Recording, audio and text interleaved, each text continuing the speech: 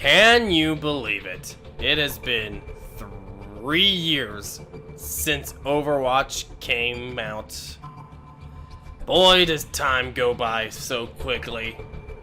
And, you know, Blizzard has really been keeping this game fresh with a bunch of bounce patches, some new game modes, even though they didn't really do that, except for when they introduced Storm Rising in the Archives event.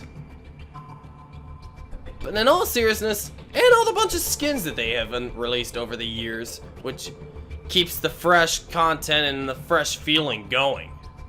I've still enjoyed this game, although sometimes I do get a little bit bored with it when I play this by myself. But anyways, what has happened besides those for the last 3 years? Let's say, for example, 21 characters came out when the game first came out. But then 9 more characters came in the 3 year span. That's the same with the locations, which I forget how many new locations they've had. Oh, wait a minute. I think they've had like 2, 4, 6, 8, 9 new locations, I want to say. But who cares about that? So anyways, I've been thinking of what to do for this anniversary special. Whether it's like maybe top 5 most overpowered characters in my opinion, favorite locations. But it got me thinking. 2 years ago, I did my top 5 favorite characters, and last year I did all the event brawls for my least to my most. This year, I'm deciding to go over all 9 of the post-launch heroes, from my least favorite to my most favorite. Since there's 9, I've decided I'm gonna split this up into 3 parts. First part would be my bottom 3 favorites. The next part would be the middle 3. And finally, the last part would be my top 3 favorites. Now, this order is all based on my personal opinions of each hero. So, what do you say? We get started with my bottom 3 favorite heroes.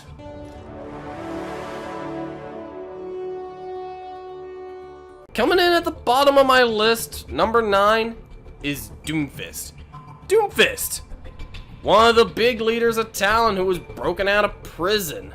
Anyways, Doomfist, he is a in-your-face, beat-em-up melee hero.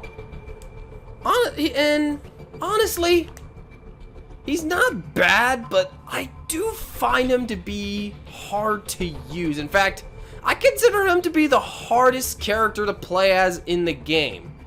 Don't get me wrong. He does have some good combo potentials, like Seismic Slam to Uppercut and then even to the Rocket Punch, or whatever the name is called. You could even dish out some good damage, but the big downside is, if he's by himself, he has a lot of counters and he could get picked off so easily. In fact, a good hack from Sombra and all but his primary fire becomes useless. But he does have a pretty decent ultimate in the Meteor Strike, in which it does have a big radius and it can kill those that are within the center. Although to very effectively use it, you probably would need like a graviton surge to help you with scoring some kills or scoring some damage. All in all, I'm saying he's not bad. I just find him to be the hardest character to play as in the game.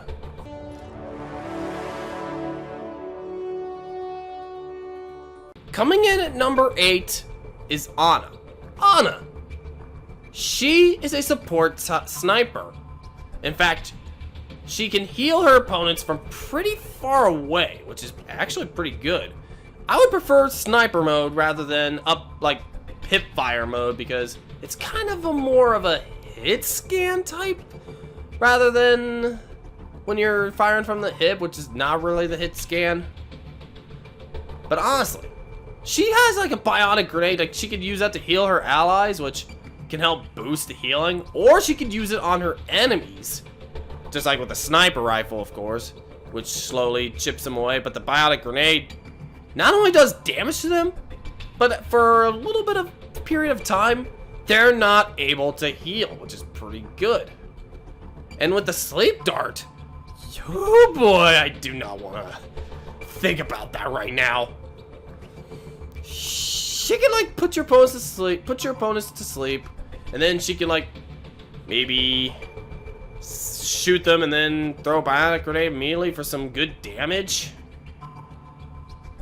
And with that nano boost, not only does the one she nano boosts do more damage, they also get a little bit of armor, or I should say they take less damage, and they're healed for 250 damage, which is pretty good.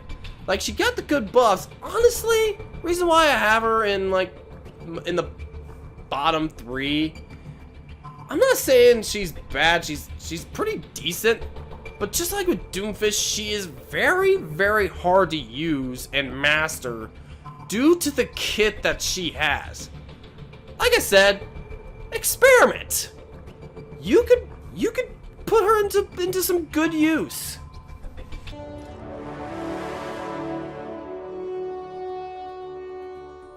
Number 7, and the last one in my bottom 3, Brigitte.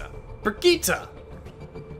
She's an engineer and the daughter of Torbjorn. Her kit consists of a rocket flail, which does 35 damage per swing, or per 2 swings. I don't know. Take your pick. Actually, it's per swing. Anyways, when she does the damage, she heals not just herself, but teammates that are near her, which is basically the passive ability of Inspire. She also has a repair pack, which can heal her allies, but if it goes over, it is instead granted as armor. And then her barrier shield can even stun enemies. And also, she can use the whip shot and push people back, or even push them to their deaths. Honestly, back in the day when she was first released, she was a monster. But after many patches rolled on by, she has gotten a pretty sizable nerf. Like back in the day, her shield used to do 50 damage. Now it only does 5. And then like back in the day, she could one combo kill a tracer. And now that's impossible now. And her rally grants up to 100 armor. Back in the day, that used to be permanent until you were damaged, but now it only lasts 30 seconds. All seriousness, like I said, she's pretty decent. I just don't find her to be as fun, although I do still find it fun to use the rocket flail and be able to damage enemies without having to worry about getting deflected or energy or bullet blocked by D.Va's defense matrix. But like I said, experiment. She is pretty good in a few comps, but I don't know about other comps right now. And that concludes part 1 of my 3rd anniversary Overwatch special. Next time, we're gonna dive in on my middle 3 favorites. See you guys later.